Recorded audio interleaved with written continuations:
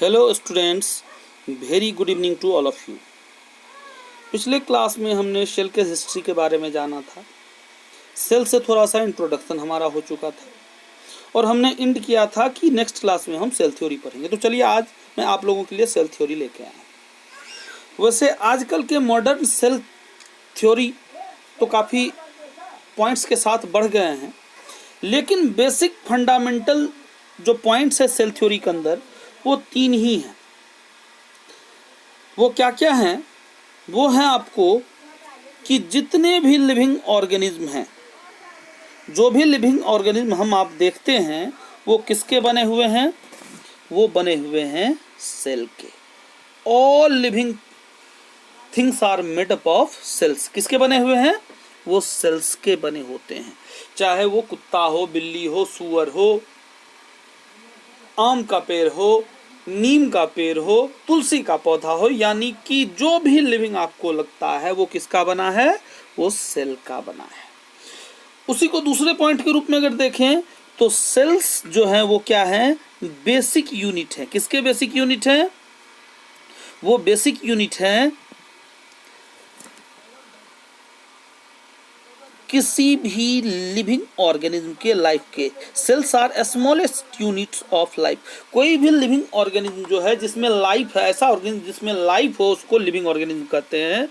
तो कोई भी ऐसा ऑर्गेनिज्म जिसमें लाइफ है उसका सबसे छोटा यूनिट सेल है। जैसे मैं मान लूं कि एक दीवार, एक बॉडी है, लाइफ का एक यूनिट है, सपोज मान लीजिए। तो दीवार किसका जनरली बना होता है? ईंटे का। तो ब्रिक्स जो है, ईंट जो है, वो क्या है? उसका basic unit, fundamental unit, smallest unit उस दीवार का है। उसी तरह से दुनिया का हर एक ऑर्गेनिज्म किस चीज से बना है? सेल से बना है, क्योंकि सेल उसका बेसिक यूनिट है। यानी कई सारे सेल्स मिले होंगे तब जा करके कहीं वो ऑर्गेनिज्म बना होगा। उसके बाद आता है कि all cells come from pre-existing cells through the process of cell division। जितने भी सेल्स हैं, एक्चुअली हुआ क्या था, आपने देखा था पिछले क्लास में कि एम स्लेडन और टी स्वान ने, मैथियस स्लेडन और थियोडोर स्वान ने सेल थ्योरी प्रपोज किया था। उन्होंने दो पॉइंट्स जो ऊपर वाले आपने पढ़ा कि सारे लिविंग ऑर्गेनिज्म किसके बने हैं? सेल के बने हैं, और cell is the basic unit of life, ये उन दोनों ने मिलकर दे दिया था। लेकिन जब उनसे ये बात पूछी गई कि भाई दुनिया में पहला सेल कहाँ से आया, फर्स्ट सेल कहाँ से आया, तो उन्होंने कहा भाई अपने आप आ गया, जो कि बिल्कुल गलत है। दुनिया में अपने आप कुछ नहीं होता है। इसको गलत साबित किया एक साइंटिस्ट थे, रुडोल्फ विर्चॉ। कौन थे? रुडोल्फ विर्चॉ। रुडोल्फ विर्चॉ साहब ने इसको गलत साबित किया। रुडोल्फ विर्चॉ साहब ने कहा कि नहीं, एक उन्होंने लैटिन भाषा का एक कहावत कहा, एक स्टेटमेंट दिया, जिसको हम लोग बोलते हैं ओमनिस सेलुली ए सेलुला। ओमनिस सेलुली ए सेलुला, ये जो देख रहे हैं ये लैटिन भाषा का स्टेटमेंट है, कोटेशन है। इसका अर्थ होता है कि all cells arises from pre existing cell. दुनिया के जितने भी सेल हैं वो कहाँ से आए हैं? प्री एग्जिस्टिंग सेल से आए हैं। और वो कैसे हुआ होगा? तो प्री एग्जिस्टिंग सेल से आने के लिए उन्होंने सेल डिवीजन किया होगा। जैसे मान लीजिए कि आज ये सेल हम लोग देख रहे हैं, ये सेल है, ये कहाँ से आया? तो उसके लिए उन्होंने एक स्टेटमेंट दिया कि पहले ये सेल था, इस सेल में डिवीजन हुआ तो ये बना और ये बना। तो ये सेल्स जो है, ये सेल्स कहाँ से आए? इस सेल से आया। तो ये हमारा क्या हो गया? Pre existing cell. और इसी प्री एग्जिस्टिंग सेल से ये वाले सेल्स आए। क्लियर? तो आप लोगों को ये क्लियर होगा। तो प्री एग्जिस्टिंग सेल हमारा ये रहा और यहाँ से आया। मान लीजिए, मैं फिर से समझा दूं आपको कि एक एमीबा है, एमीबा का एक सेल है। एमीबा यूनिसेलुलर ऑर्गेनिज्म आप जानते हैं। आज मैंने एक एमीबा को देखा तो मैं पूछूंगा कि ये एमीबा कहाँ से आया? तो ये एमीबा अपने से पहले जो सेल था, ये वाला सेल, इससे आया। यानी कि दुनिया में जो भी सेल्स अभी दिख रहे हैं हम लोगों को, वो अपने से पहले प्री एग्जिस्टिंग सेल से डेवलप होकर आए हैं। क्लियर है? तो सेल डिवीजन के ये 3 पॉइंट्स थे। इन तीनों पॉइंट्स को मैं आगे समझाऊं।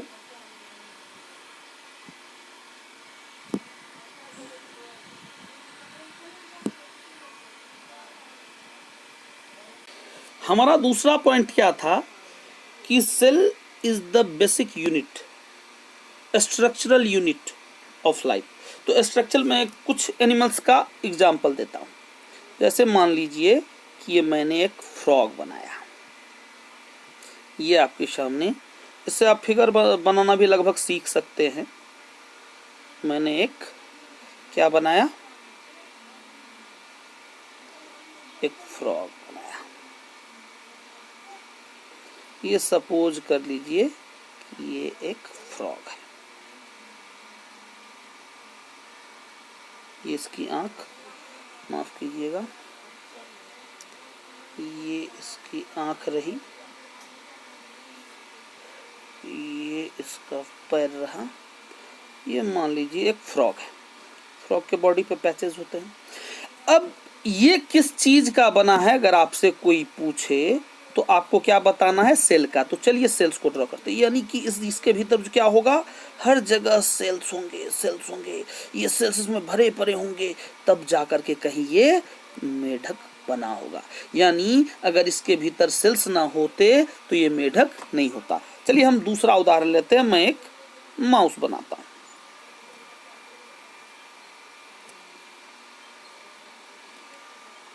हम लोगों के इलाके में जो माउस पाया जाता है वो कैसा होता है जनरली, वो होता है ब्राउन कलर का। तो मैंने ब्राउन कलर का ही बनाया है। मान लीजिए कि हमारा ये क्या है, माइस है। इस माइस में भी अगर आप देखते हैं कि इसके सेल्स किस चीज के बने हैं तो आप पाइएगा, सेल्स क्या मतलब ये माइस किस चीज का बना है, तो आप पाइएगा कि ये सेल्स के ही बने हुए हैं। किसके बने हुए हैं, ये सारे क्या हैं, ये सेल्स। क्लियर? अच्छा, तीसरा मैं एग्जांपल लेता हूं।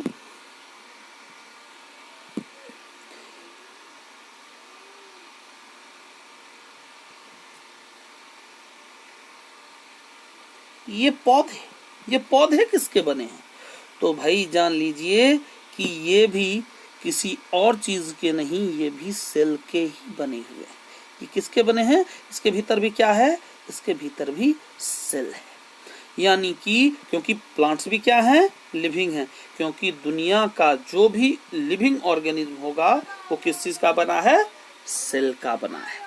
और तीसरा पॉइंट था कि प्री एग्जिस्टिंग सेल से, तो आप पढ़िएगा सेल डिवीजन। सेल डिवीजन पढ़ना है आप लोगों को। और ये सेल डिवीजन जो होता है बाबू, ये सेल डिवीजन 2 टाइप के होते हैं। एक पढ़िएगा माइटोसिस और दूसरा पढ़िएगा मियोसिस।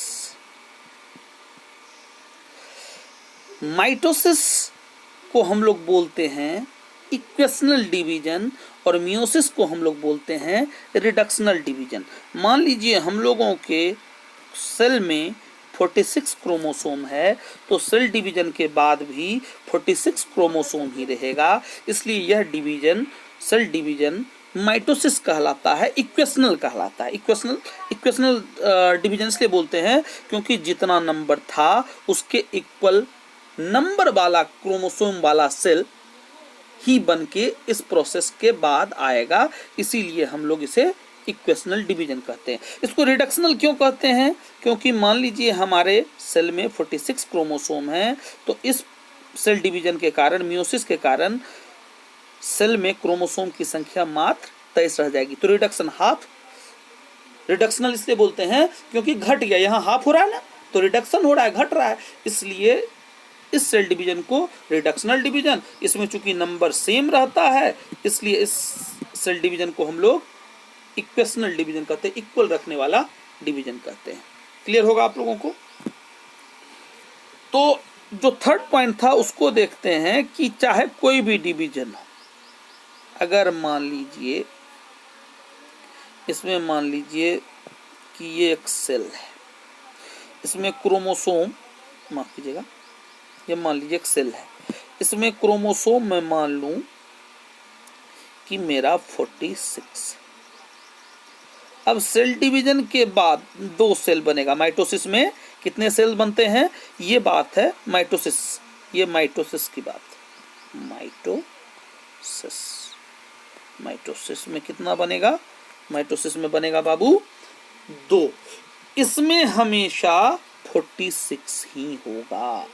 कितना होगा, 46। इसमें भी क्या होगा, 46 ही होगा। इसमें भी क्या होगा, 46 ही होगा। तो ये माइटोसिस वाला सेल डिवीजन है। वही दूसरे केस की बात करूं तो उसमें बाबू 2 स्टेप्स में होता है। फर्स्ट स्टेप में 2 बनता है और सेकेंड स्टेप में इस दोनों से 2 बनता है, यानी टोटल 4 रह जाता है। ये कौन सा डिवीजन हुआ, मियोसिस।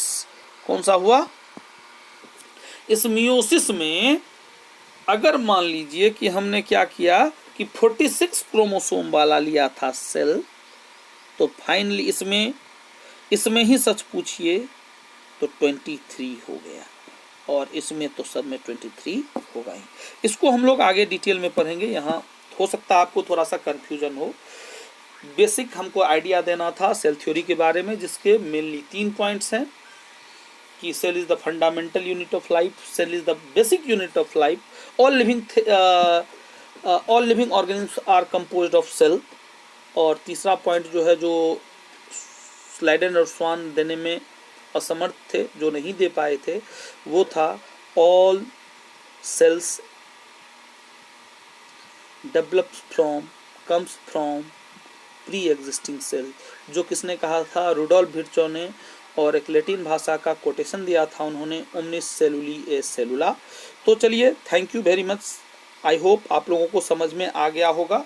अब नेक्स्ट क्लास में हम लोग इसके बारे में डिस्कशन करेंगे। Thank you.